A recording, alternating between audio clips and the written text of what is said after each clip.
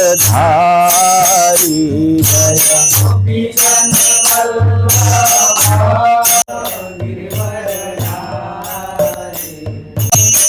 यशोदानंदन व्रज जनरंजन यशोदानंदन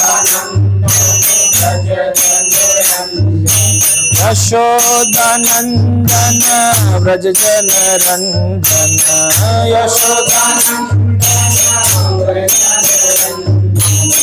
यमुना तीरा वनचारी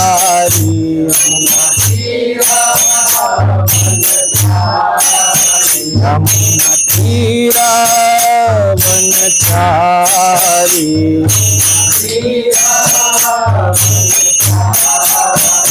जय राधा माधव कुंज बिहारी जय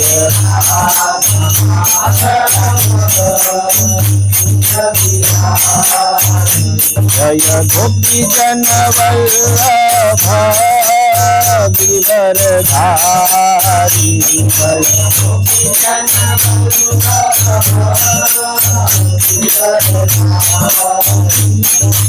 हरे कृष्णा कृष्णा कृष्णा हरे हरे हरे राम राम राम हरे हरे हरे कृष्णा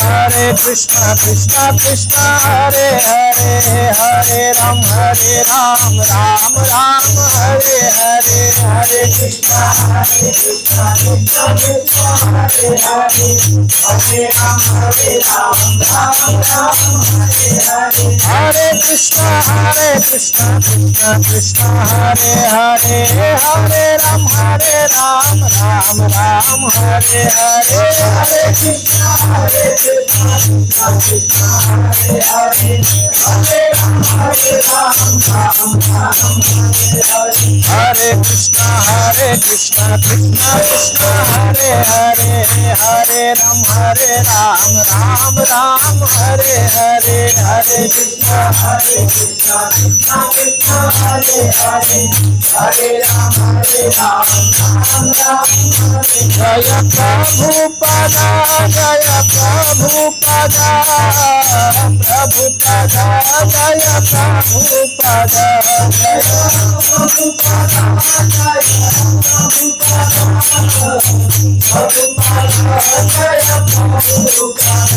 जय गुरुदेवा जय गुरुदेवा गुरुदेवा जय गुरुदेवा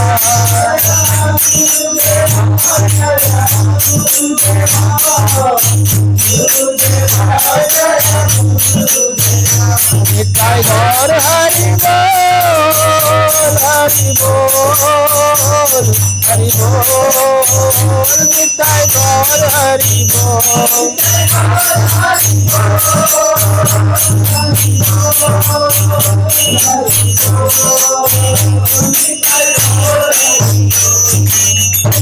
भुवन मंगल हरिनाम संकीर्तन की जय। ओम नमो भगवते वासुदेवाय ओम नमो भगवते वासुदेवाय ओम नमो भगवते वासुदेवाय ओम नमो भगवते वासुदेवाय ओम नमो भगवते वासुदेवाय ओम नमो भगवते वासुदेवाय नारायणं नमस्कृत्य नरं चैव नरोत्तमं देवीं सरस्वतीं व्यासं ततो जयमुदीरये नष्टप्रायेषु अभद्रेषु नित्यं भागवत सेवया भगवती उत्तमश्लोके भक्तिर्भवती नैष्ठिकी कृष्णाय वासुदेवाय देवकी नंदनाय च नंद गोप कुमाराय गोविंदाय नमो नमः। हरे कृष्णा।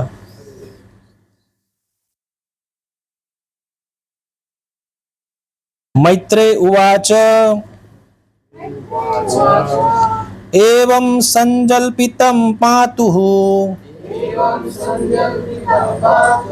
आकर्ण्यामर्थगाममं वचः आकर्ण्यार्थगमं वा अर्थागमं वचः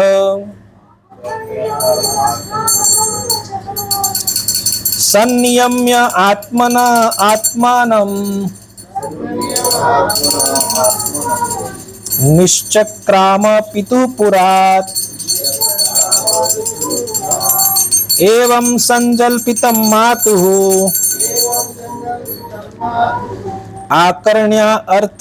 आकर्ण्या अर्थागमं वचः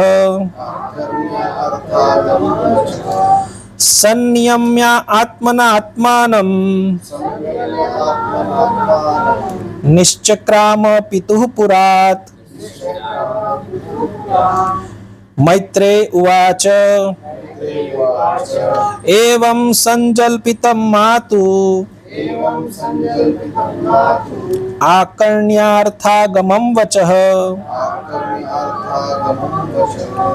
संनियम्य आत्मना आत्मानं निश्चक्राम पितुः पुरात्।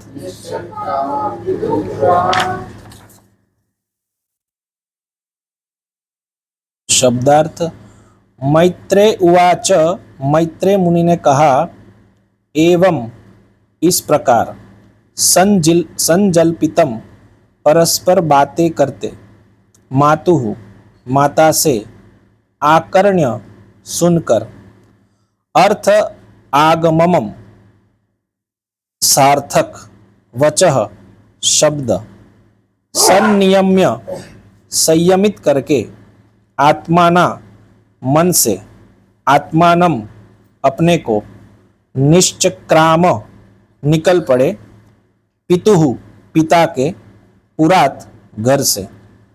अनुवाद, मैत्री मुनि ने आगे कहा, ध्रुव महाराज की माता सुनीति का उपदेश वस्तुतः उनके मनोवांछित लक्ष्य को पूरा कराने के निमित्त था।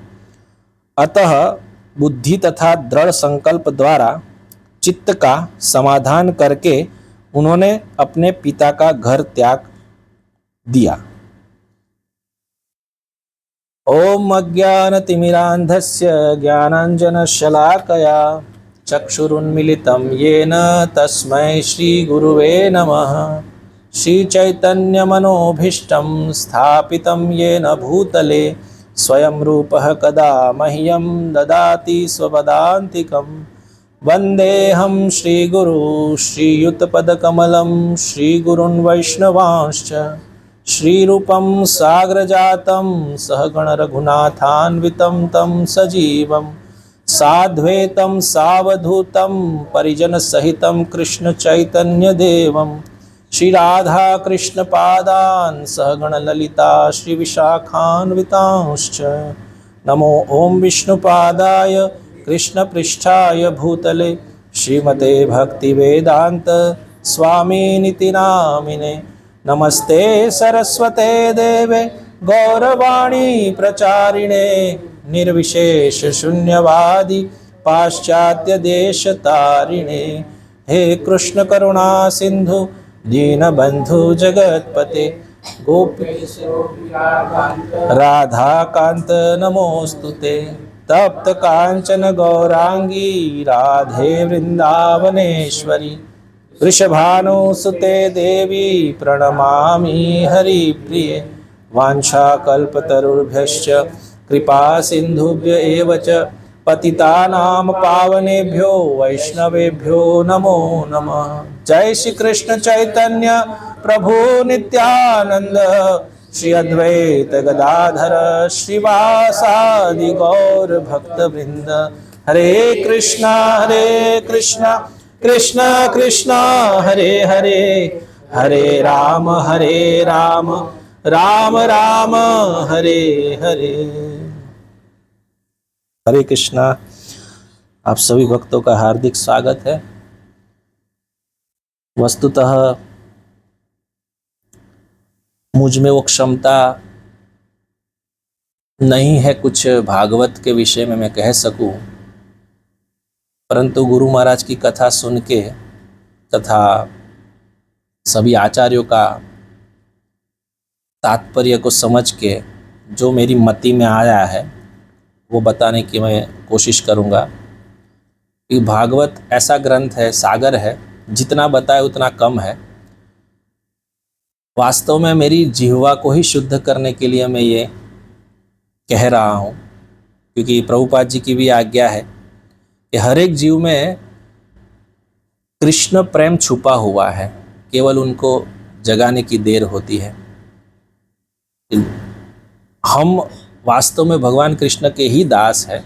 कुछ मान लेते हैं, कुछ को समय लग जाता है, तो वास्तव में सभी भक्त ही है। कल मैं कथा सुन रहा था इस ग्रेस पालक जगन्नाथ प्रभु और भी बहुत सारे आचार्यों ने इसी प्रकार कहा है, कोई ऊंच नीच नहीं है,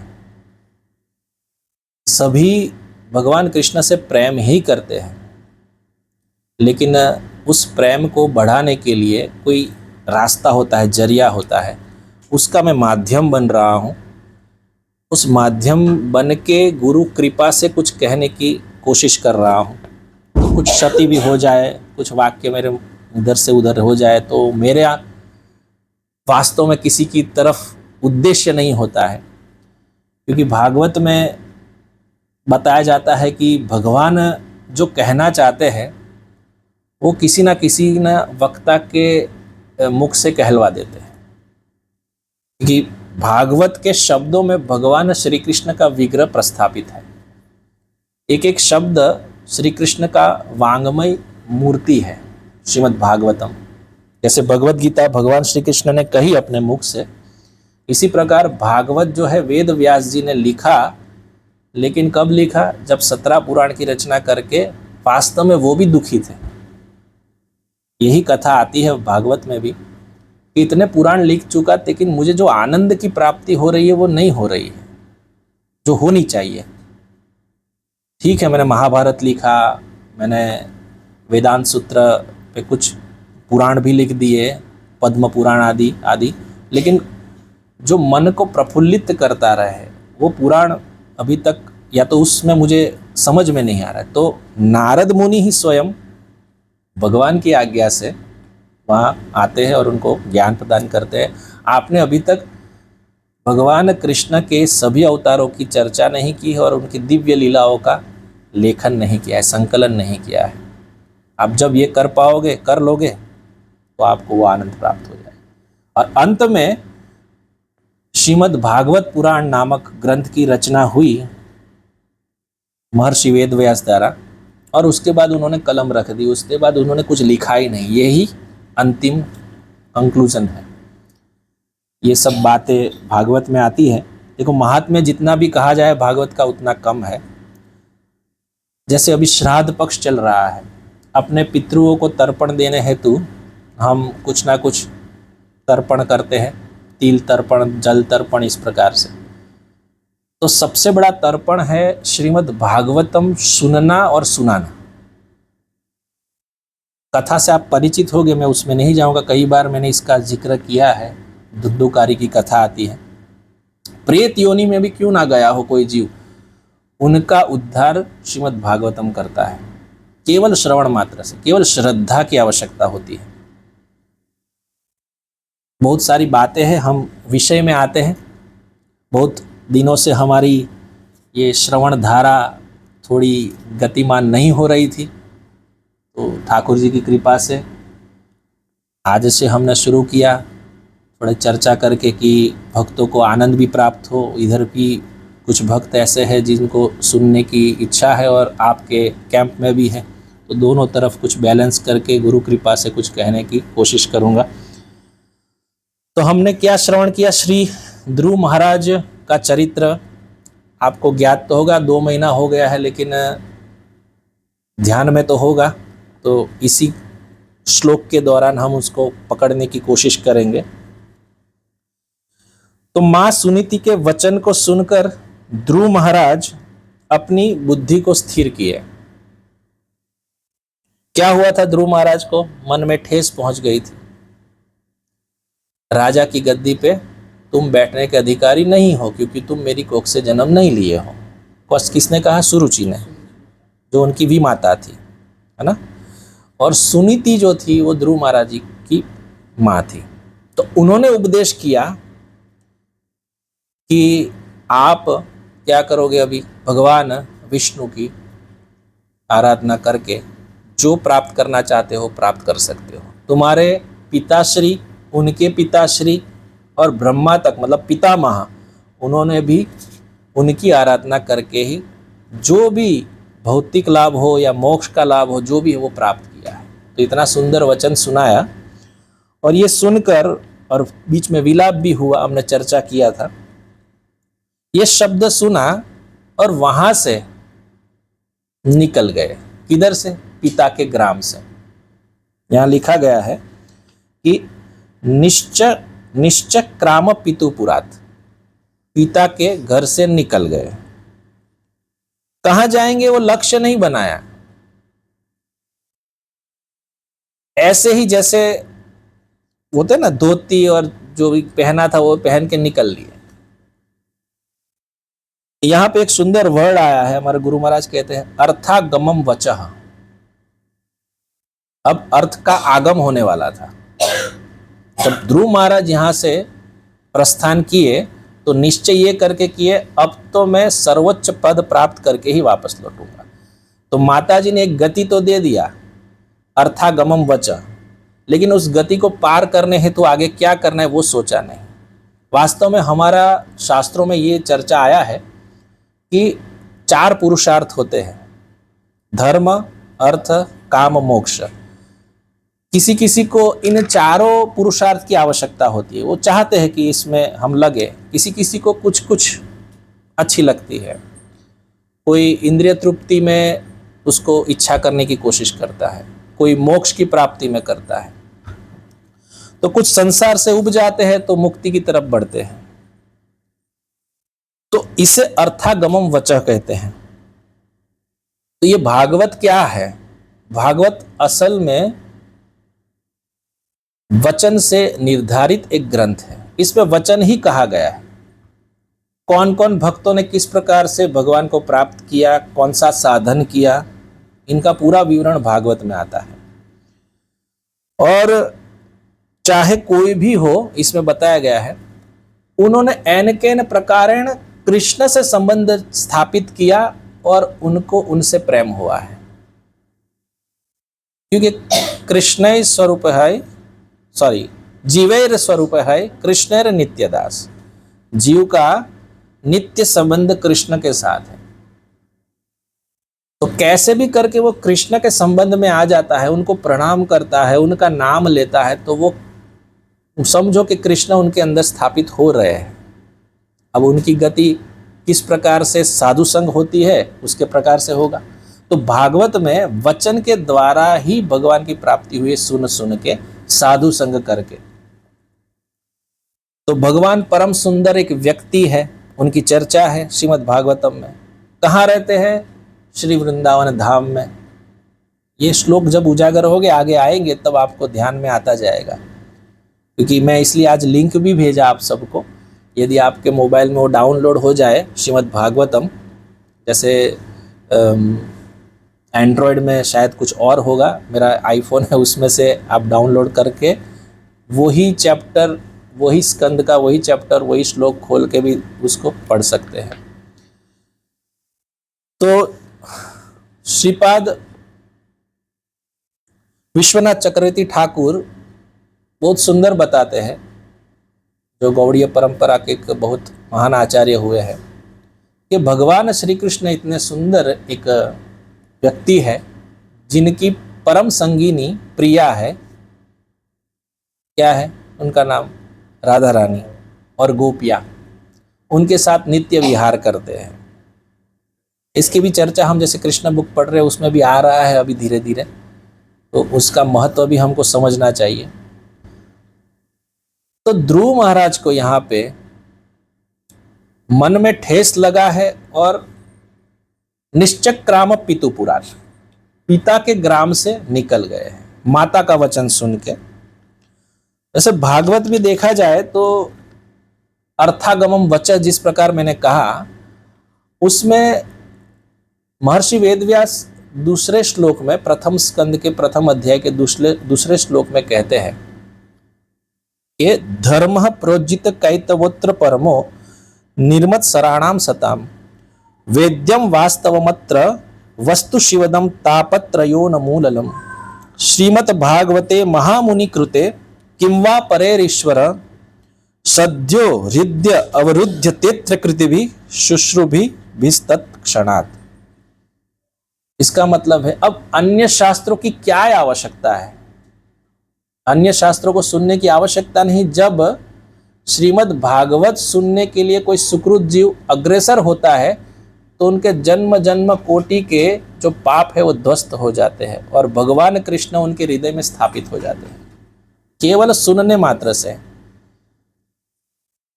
तो किसी व्यक्ति को कुछ प्रयास करने की आवश्यकता नहीं रहती है। अब आपने श्रवण तो किया ही होगा कि किसी की यदि मृत्यु होती है या तो पितृ के पक्ष में कोई और उनके उपलक्ष्य में श्रीमद् भागवतम के 7 दिन का पारायण करते हैं। क्यों कराते हैं? 3 कैटेगरी के भक्त भी होते हैं। उसमें एक भक्त होता है सात्विक, एक राजसिक और एक तामसिक। लेकिन श्रीमद् भागवतम शुद्ध सात्विक है। उसमें कोई लोग क्या उद्देश्य ये है कि मेरा नाम हो, मैंने करवाया है, मेरा नाम आ जाए, तो वो थोड़े राजसिक भक्त है। जो ऐसा हो कि भाई इससे मुझे कमाई मिलती है पीछे से और वो कमाई का उपयोग कहीं और करता है, तो वो थोड़े तामसिक प्रकार के। लेकिन जो रियल में भगवान कृष्ण को प्रसन्न करने हेतु और अपनी आत्मा को आनंद मिले भगवान कृष्ण के संपर्क में आने से, वो आनंद की अनुभूति करने हेतु यदि श्रवण करता है तो वो सात्विक भक्त। भक्त तो भक्ति है, लेकिन कहने का मतलब है भाव कैसा है उस पर निर्भर करता है। तो ये बहुत सुंदर महर्षि वेदव्यास पहले स्कंद के पहले अध्याय के दूसरे श्लोक में मंगलाचरण में श्लोक रखे। तो साधु से यदि वचन सुना जाए वो सबसे बड़ा हमारा श्रेय है। कभी कभी लोग सोचते हैं कि साधु को हम चरण स्पर्श कर लेंगे या तो उनको उनकी आंखों में देख लेंगे और वो हमको देख लेंगे तो हमारा उद्धार हो जाएगा। लेकिन वास्तव में ये सही नहीं है। ठीक है, कुछ हद तक उनके दर्शन से हमको जो मिलना है वो मिलेगा, परंतु सबसे अच्छी बात है उनके वचन को हम हृदयंगम करके आचरण में लाने की कोशिश करें। सबसे बड़ा भागवत सुनने का लाभ है। तो ध्रुव महाराज अपनी माता का वचन सुनकर दृढ़ संकल्प हो गए और इस प्रकार वो वहां से निकल गए। अब देखिए भगवान की कृपा किस तरह आती है। आगे के श्लोक में पढ़ते हैं हम। नारदस्त उपाकर्ण्य ज्ञात्वा तस्य चिकीर्षितम् सृष्ट्वा मूर्धनि अग्नेन पाणिना प्राह विस्मितः। जब नारद जी ने ये बात सुनी कि एक बच्चा मतलब उत्तानपाद का लड़का केवल अपना मानभंग होने से गृह त्याग करके जा रहा है। यहां यह समझना चाहिए कि बच्चा तो छोटा है, परंतु उनका दृढ़ संकल्प है कि मैं अब मेरे बाप से भी ज्यादा कमाई करके लाऊंगा। और कैसे लाऊंगा? आराधना करके विष्णु की। अब ये बात जब सुनी नारद जी ने तो बहुत पहले तो प्रसन्न हुए, लेकिन भगवान की ही आज्ञा से वो उनको मिलने के लिए आते हैं। वैसे स्वर्ग आदि देवी देवता जो भी है उनको कोई बात सुननी नहीं पड़ती। हमारे यहाँ तो क्या है, कानी फूसी बहुत चलती है।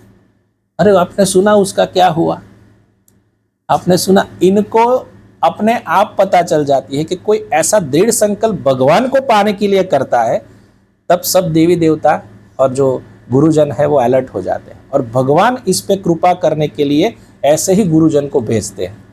यदि हृदय में इच्छा है तो भगवान ही योजना बनाते हैं। कभी कभी किसी जीव को होता है कि गुरु करने चाहिए, सब सुना, लेकिन ये गुरु मिलेंगे कैसे? सबको मिल जाते हैं, हमको तो मिलते नहीं। तो सर्वप्रथम ये जिज्ञासा उत्पन्न करनी होती है, जैसे ध्रुव महाराज को ही है। हालांकि यहाँ ध्रुव महाराज को एक द्रव्य प्राप्त करने की इच्छा है, लेकिन दृढ़ संकल्प क्या किया उन्होंने, विष्णु की आराधना करके मैं ये प्राप्त करूंगा। और जब उनको ये प्राप्त भी हो जाएगा और जब दर्शन मिल जाएगा भगवान का, तब फिर बाद में भगवान चले जाते हैं, तब बहुत दुखी भी होते हैं। अरे रे रे, जो इतने दुर्लभ भगवान का दर्शन प्राप्त कर लिया, इसके बाद में एक कांच का टुकड़ा मांग रहा था जब मेरे पास हीरा था। ये भगवान ही हमको शक्ति देते, लेकिन भगवान जो मांगते हैं वो पूरा करके ही रहते हैं। और सब हम कथा आगे सुनेंगे। तो यहाँ नारद जी भगवान की कृपा से वहां प्रकट हो गए। कोई ऐसा नहीं था कि नारद जी राह बैठे बाहर देख रहे थे और अचानक से ध्रुव आएगा चले जाए। ये भगवत आज्ञा से ही ध्रुव महाराज को एक दीक्षा देने हेतु वहां पधारे। लेकिन देखिए, गुरु का एक कर्तव्य होता है, पहले थोड़े ताल ठोक के चेक करते हैं जो वास्तव में शिष्य बनने लायक है। तो नारद जी अभी क्या बात कर रहे हैं वही चर्चा आगे आएगी, क्योंकि जो भी यहाँ पे एक सुंदर बात हुई है, मैं ये बात कहना आपको भूल गया। स्पृष्ट्वा मूर्धन्य अग्नेन पाणिनाम प्रहा विस्मितः। जैसे नारद जी आए और उन्होंने देखा, अरे रे रे, देखो कितना बालक में क्षत्रिय का खून है, एक छोटी सी बात सुन नहीं पाया और घर से निकल गया है। अभी तो 5 वर्ष का बालक है और इस प्रकार से ये सोचते थे। और विस्मितः, नारद जी को हर बार भगवान का नाम मुख पे रहता है और वीणा लिए विचरण करते रहते हैं। कोई भी लायक जीव मिलता है तो उनको कृपा देने आ जाते हैं। तो हमेशा उनके मुख पर एक हल्का सा स्मित होता है, भगवान का नाम उच्चारण करते करते नारायण नारायण। लेकिन जब ध्रुव महाराज को देखा तो थोड़े विस्मित हो गए कि अरे 5 साल का बच्चा इतना दृढ़ संकल्प होकर घर से निकल गया अपने पिता का संपत्ति छोड़ के। आश्चर्य। हालांकि भगवान की आज्ञा से आए हैं, लेकिन वो देख के ये सोच रहे हैं। बोलते हैं स्पृष्ट्वा मूर्धन्य अग्नेन। अग्नेन किसको बोलते हैं, जो पाप है। कैसे पाप दूर हुआ, पाणिनाम प्राह।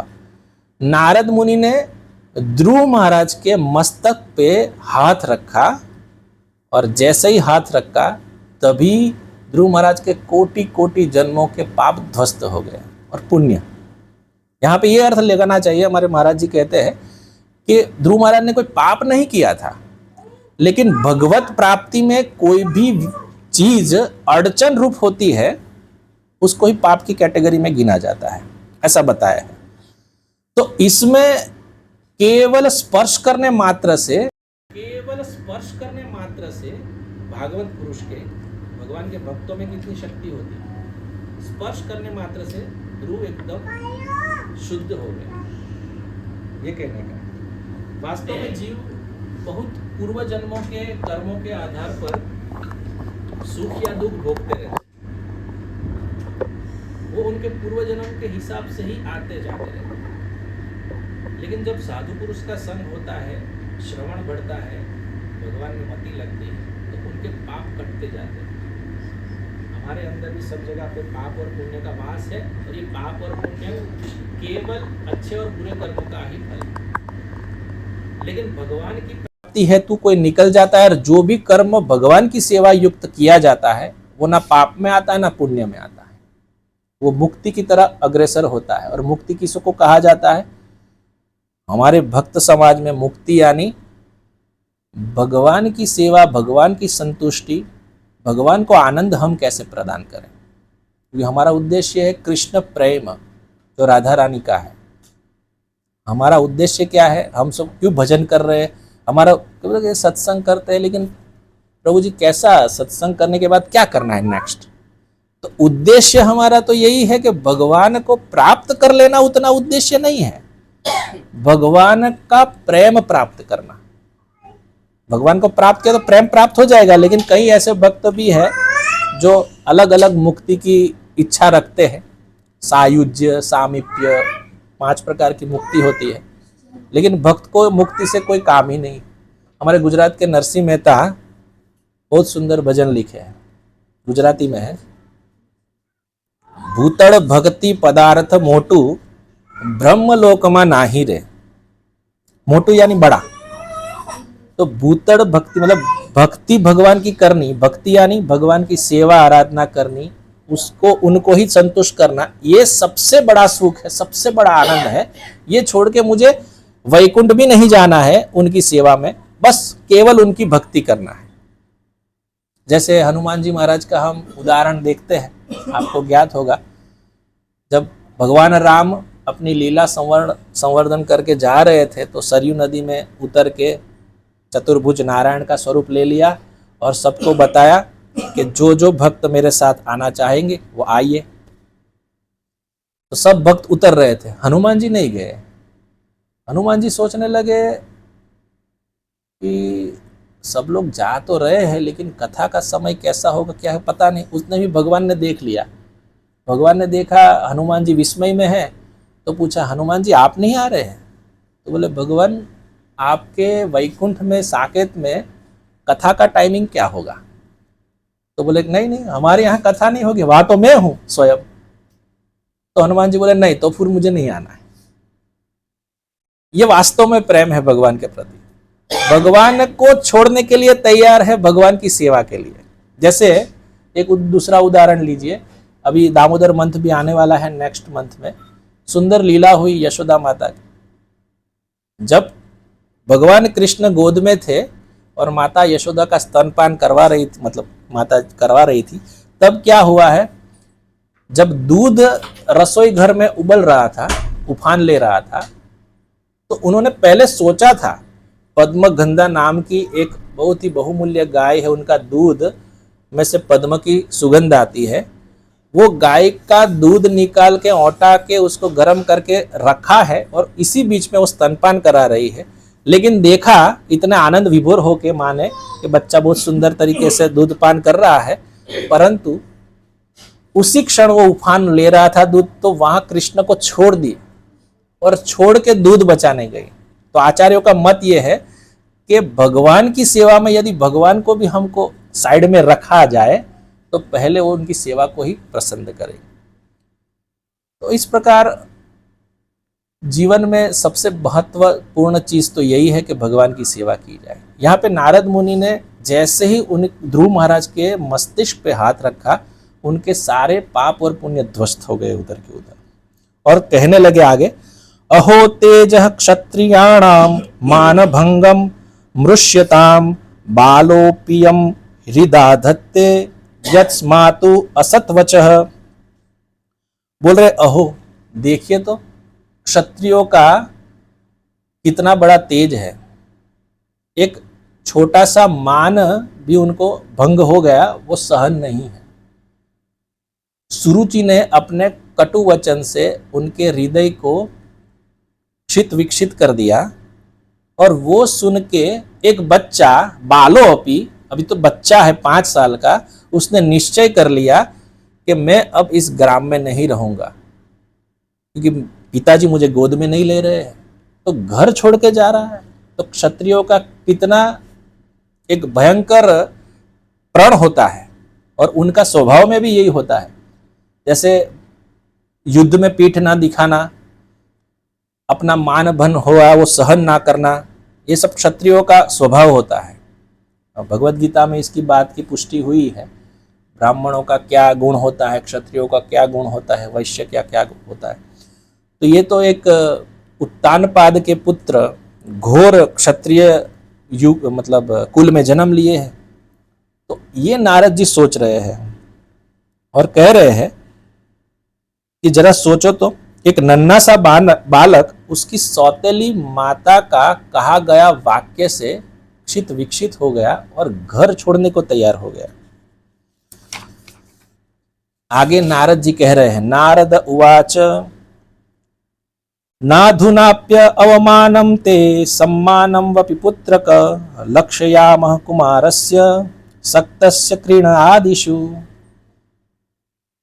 हे ध्रुव, नारद जी कह रहे हैं अभी तो तुम बच्चा हो, अभी तो छोटा हो, तुम्हारी उम्र खेलने कूदने की है।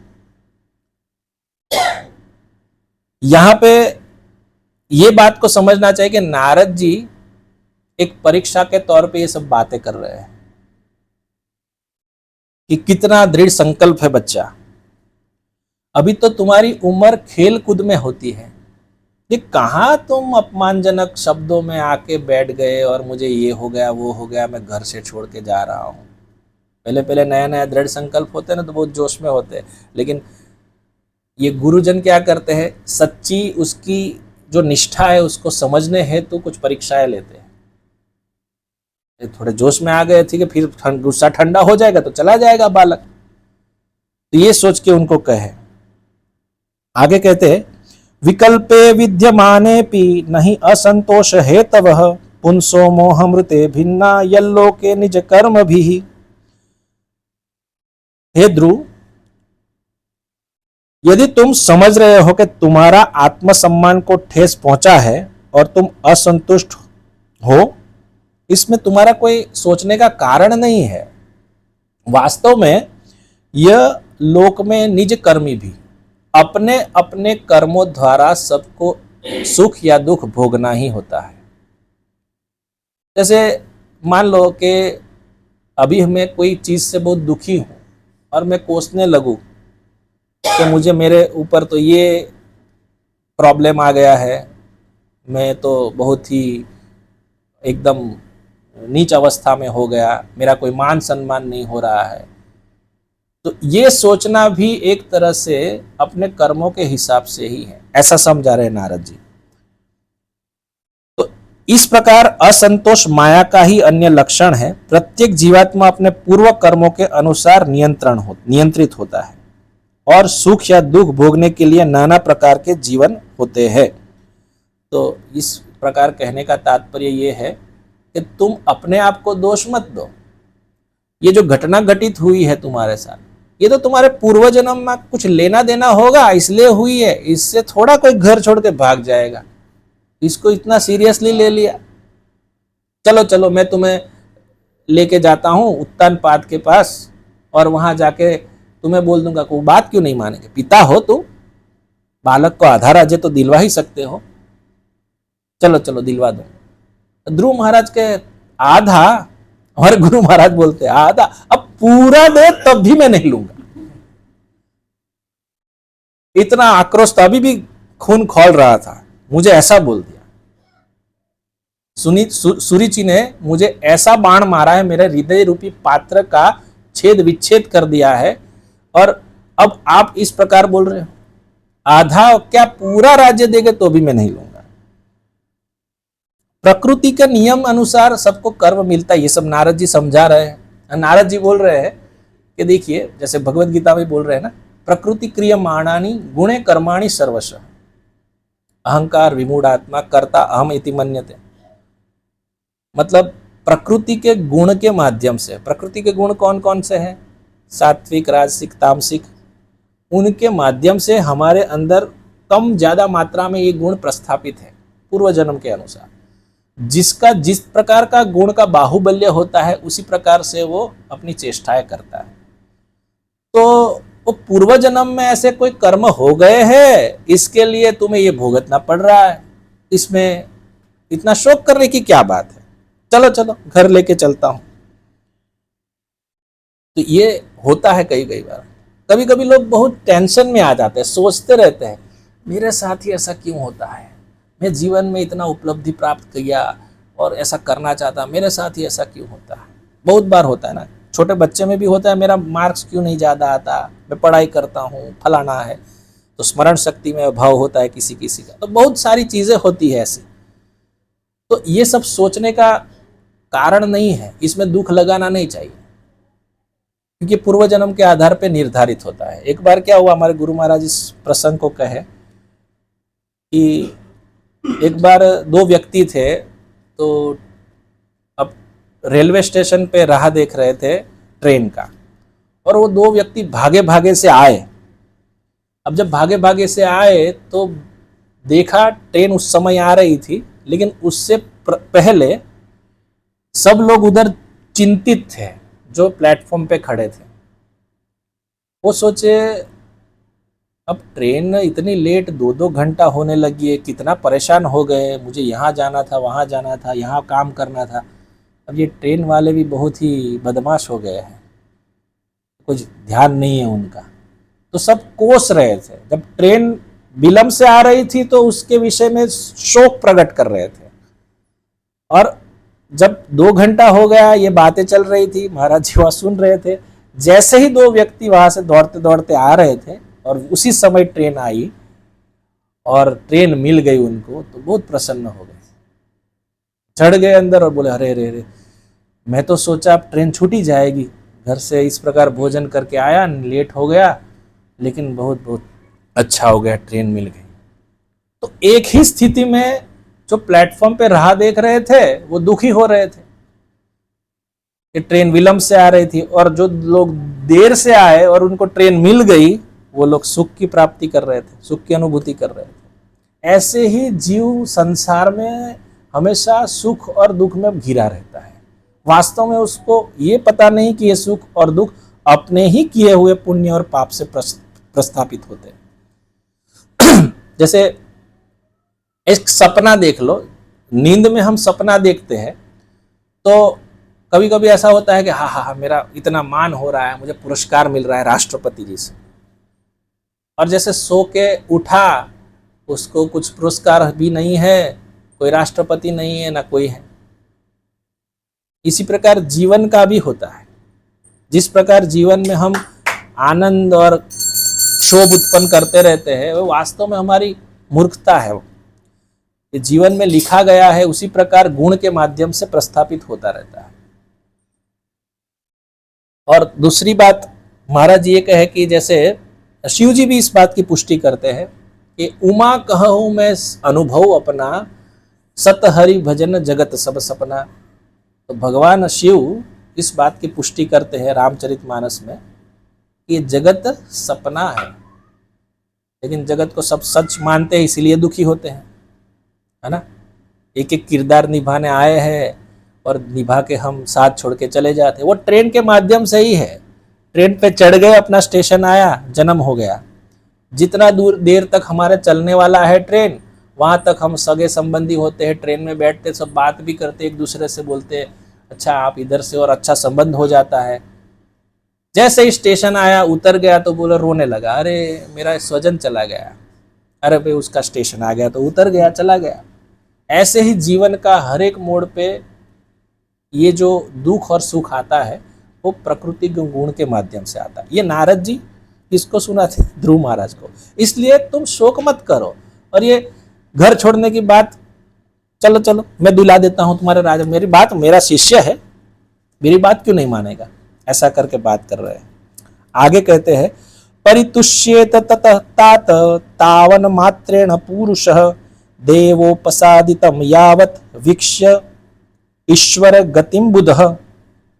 ईश्वर गतिम बुधः, बुद्धिमान व्यक्ति वो है इसीलिए कि इस गति को स्वीकार करे और अनुकूल और प्रतिकूल जो कुछ भी हो वो भगवान की इच्छा के सन्मुख आए और उससे संतुष्ट रहे। संतुष्ट रहने की बात इसीलिए कर रहे हैं नारद जी क्योंकि वो मना रहे हैं, चेक भी कर रहे हैं ना पहले कि भाई चला जाए तो देखते कितना पानी में है बच्चा, और बहुत जोश से तो आए हैं। तो पहले देखे कि देखो बुद्धिमान व्यक्ति वो होता है जो अपने ऊपर आए हर एक परिणामों के ऊपर संतुष्ट रहे, कोई शोक प्रकट ना करे, गुस्सा ना करे, इस प्रकार समझाते हैं। इतना बात पे घर छोड़ के कोई जाता है, इस प्रकार समझा रहे हैं। तो कई बार जीवन में हम देखते हैं कि लोग छोटी छोटी बात पे गुस्सा हो जाते हैं,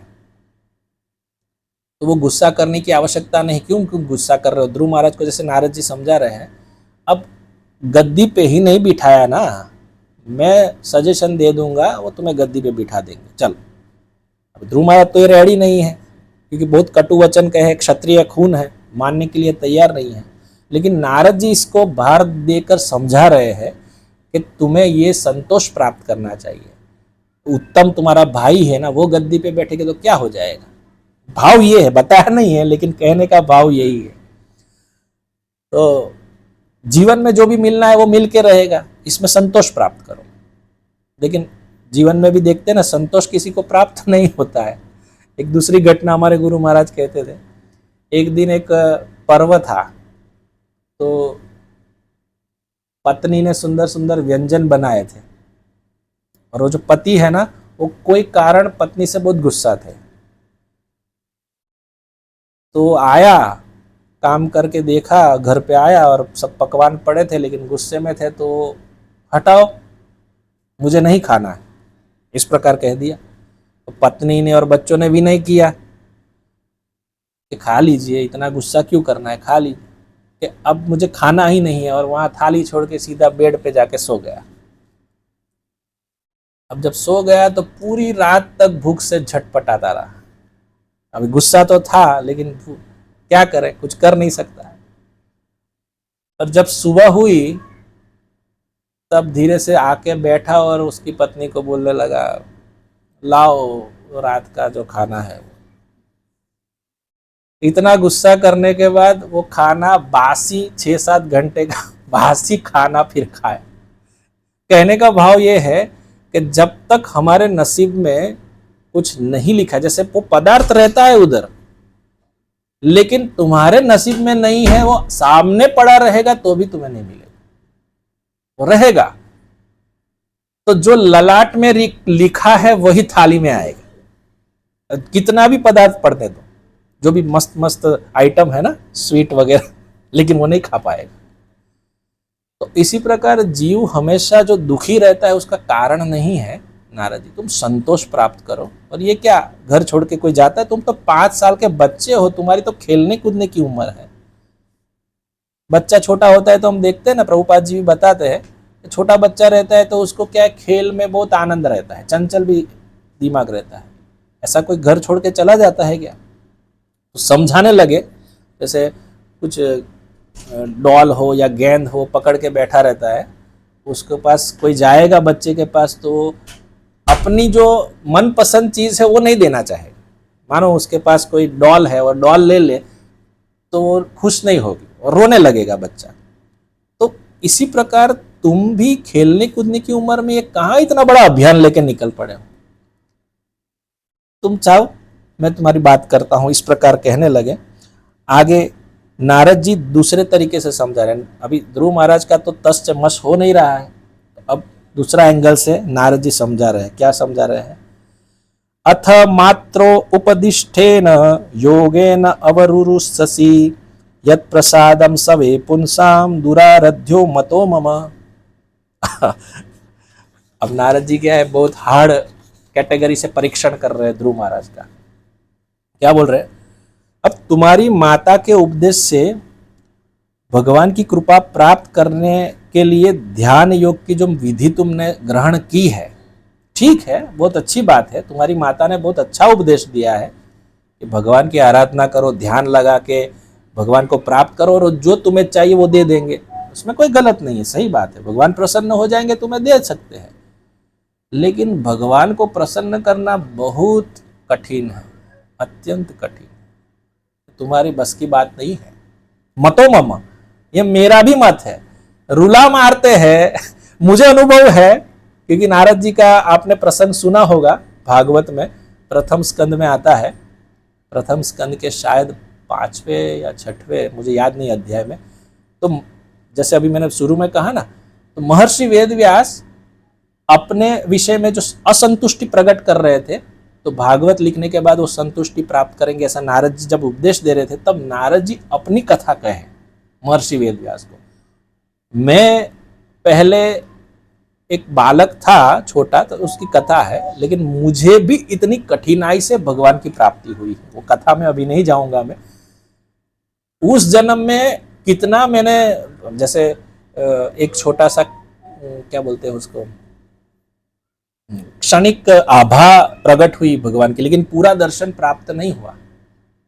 और तब जाके बहुत आराधना के बाद मुझे भगवान की प्राप्ति हुई है, ऐसा नारद जी। मतो मम, बहुत कठिन है भगवान। यहाँ पे प्रभुपाद जी वास्तव में बताना चाह रहे हैं, नारद जी परीक्षण कर रहे हैं कि बच्चा कितना कृत संकल्प है। कभी कभी बात सुन के कोई इतना कठिन है, हम ध्रुव महाराज को इस प्रकार हम कहाँ बैठेंगे, लेकिन ऐसी बात नहीं है। भगवान को पाना सरल भी है और कठिन भी है। अपने मन पे निर्भर करता है, भाव पे निर्भर करता है। जिसने कृत संकल्प ले लिया है कि भगवान का नाम लेंगे, भगवान के कीर्तन में जाएंगे, भगवान की कथाएं सुनेंगे, और जिसको एक बाय हार्ट उसमें आनंद की प्राप्ति हो रही है, वो इस धारा में बहुत जल्दी से अग्रसर होगा। लेकिन प्रकृति के गुण के हिसाब से यदि उसको इसमें इच्छा नहीं हो रही है तो उसके लिए वो कठिन कार्य है। प्रभुपाद जी ये समझा रहे हैं कि बहुत जगह पे देखा जाता है कि भगवान विष्णु के मंदिर में भी भीड़ भाड़ होती है, लेकिन मनुष्याणाम सहस्रेषु कश्चित यतति सिद्धये, भगवद गीता में भगवान कहे हैं कि कितने कितने मनुष्यों में कोई कोई मेरी सिद्धि हासिल करने के लिए कार्यरत होता है। यतताम अभिसिद्धानाम कश्चित वेत्ति तत्वतः, और कोई कोई व्यक्ति ही उसमें से मुझे तत्व से जान पाता है। क्यों? क्योंकि भगवद गीता में अगेन भगवान कहते हैं जन्म कर्म च मे दिव्यम एवं यो वेत्ति तत्वतः त्यक्त्वा देहम पुनर्जन्म नैति मामेति सो अर्जुन। हे अर्जुन, मेरा जन्म और कर्म दोनों दिव्य है, और उसको वही लोग समझ पाएंगे जो मेरे प्रति क्या बोलते हैं, एक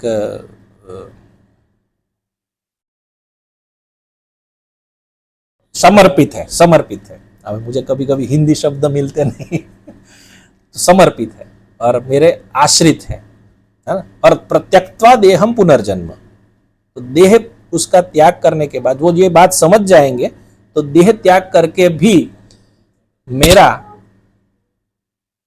परम धाम प्राप्त करेंगे। त्यक्ता देहम पुनर्जन्म नैति मामेति, फिर इस धरा पे नहीं आएगा। वो धरा पे तो बार बार आने की कोशिश में लगे ही रहते हैं भक्त, तो भगवान की आज्ञा से फिर आते ही हैं। लेकिन कहने का तात्पर्य है कि हम इन जन्म मरण के चक्र से मुक्त हो जाएंगे। ये दुख है ना जन्म और मरण में, तो भगवान का ये प्रभाव है। तो यहाँ पे भक्ति योग की पद्धति का पालन कर पाना सरल भी है, कठिन भी है।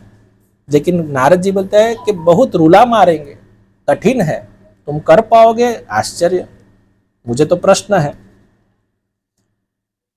कभी कभी लोग बोलते हैं ना जीवन में कि भजन का उम्र कहाँ, अभी तो बच्चा हो ना, थोड़ा सयाना हो जाओ फिर कर लेना। इस सयाना हो जाता है तो तरुणी के चक्कर में आ जाता है, गर्लफ्रेंड में, या तो फिर पत्नी, या तो फिर बूढ़ा हो जाएगा थोड़ा तो बोलेंगे अब कहाँ कर पाएंगे, जितना हो पाए हम मंदिर जाते हैं। लेकिन तो वास्तव में देखा जाए यहाँ पे नारद मुनि समझाने की कोशिश कर रहे हैं कि ये तो बहुत कठिन है, लेकिन इसकी विधि शुरुआत करनी अब तुम करोगे ही, ये भाव रखे हुए उनकी परीक्षण हेतु ये सब बातें बता रहे हैं। लेकिन सोचने वाला क्या सोचेगा कि अभी तो छोटा है ना, अभी कहाँ भजन, उसको तो अभी खेलने कूदने की उम्र है, पढ़ाई करेगा, नंबर लाएगा, अभी ये सब बातों में पड़ेगा आएगा तो कहाँ उसका मति लगेगा। नेक्स्ट स्टेप आया, बड़ा होके करेगा। जब तरुण हो जाएगा तो फिर धीरे धीरे चेष्टाएं बढ़ेगी, पत्नी आ जाएगी तो बाल बच्चे संभालने में व्यस्त हो जाएगा, घर धंधे में लग जाएगा। जब बूढ़ा होने लगेगा धीरे धीरे तो जो अभ्यास नहीं किया है उसकी वजह से फिर उसका भजन में मन नहीं लगेगा, और जब नहीं लगेगा तो फिर से वो वही बात करेगा। अब पहले की बात और थी, पहले होते तो कर लेते, तो अवसर प्राप्त था तो तब नहीं किया था। इसी प्रकार जीवन में हर एक व्यक्ति टालते रहते हैं। ये बात यहाँ नारद मुनि वास्तव में कहने की कोशिश कर रहे हैं कि तुम, मेरा मत तो ये है कि बहुत कठिन है, तुम कर नहीं पाओगे। आगे बोलते मुनयः पदवीं यस्य निसंगेन उर्जन्मभिः न विदुर्मूर्तयन्तोपि मृगयन्तोपि तीव्र योग समाधिना। अनेक जन्म तक इस विधि का पालन करते हुए भौतिक कलमश से विरक्त रहकर अपने को निरंतर समाधि में रखकर विविध प्रकार की तपस्या करके अनेक योगी ईश्वर साक्षात्कार के मार्ग का पार नहीं पा सके। अभी उदाहरण से समझा था। तो क्या करो, अतो निवर्तातामेष निर्बंधस्तव निष्फलः यतिष्यति भवान काले श्रेयसा समुपस्थिते। इसलिए हे बालक, तुम्हें इसके लिए प्रयत्न नहीं करना चाहिए, इसमें सफलता नहीं मिलने वाली। अच्छा होता है तुम जाओ। अब जब बड़े हो जाओगे और ईश्वर की कृपा से तुम्हें इन योग कर्मों के लिए अवसर मिलेगा, उस समय तुम यह कार्य पूरा करना। इतने 3 श्लोकों में समझाने की बात यही है मूल नारद जी की, कि कैसे भी करके तुम घर लौट जाओ, तुम्हारी बस की बात नहीं है।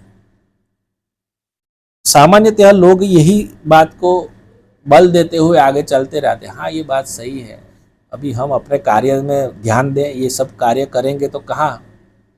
यदि ऐसा प्रहलाद महाराज ने सोचा होता तो क्या नरसिंह भगवान उनके सामने प्रकट होकर उनको दर्शन देते। ध्रुव, जैसे उनके भी गुरु नारद जी ही थे, और ध्रुव महाराज के भी गुरु अभी हो गए हैं ना, आगे जाके हो जाएंगे। तो परीक्षण में ध्रुव महाराज के ये सब बातें कह रहे हैं। आगे बोलते हैं, यस्य यत देव विहितम सतेन सुख दुःखयोः आत्मनं तोषयन् देहि तमसः पारमृच्छति। तो मनुष्य को चाहिए कि जीवन की किसी भी अवस्था में, चाहे सुख हो या दुख, जो दैवी इच्छा हो, यहाँ पे शब्द आया है तोषयन्ते ही तमसः पारमृच्छति। जो मनुष्य इस प्रकार टिका रहेगा वह अज्ञान के अंधकार को बहुत सरलता से पार कर लेता है। तो यहाँ पे बात मुख्य बताने की तात्पर्य यही है कि लोक रीति से समझा रहे नारद जी, तुम ये बात समझ लो कि कोई इस बात को समझ लेगा तो तुम्हारा जो जीवन में अंधकार है वो दूर हो जाएगा, तुम अच्छी लाइन पे चले जाओगे। ये क्या भजन सजन करोगे, अपना जीवन बर्बाद कर दोगे, जाओ जाओ जाओ।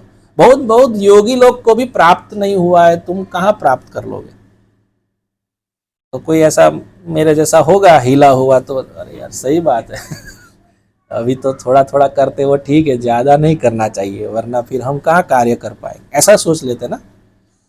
लेकिन यहाँ पे तो बहुत कृत संकल्प है। तो इस प्रभुपाद जी कहते हैं, इस संसार में पवित्र तथा अपवित्र सकाम कर्म होते हैं।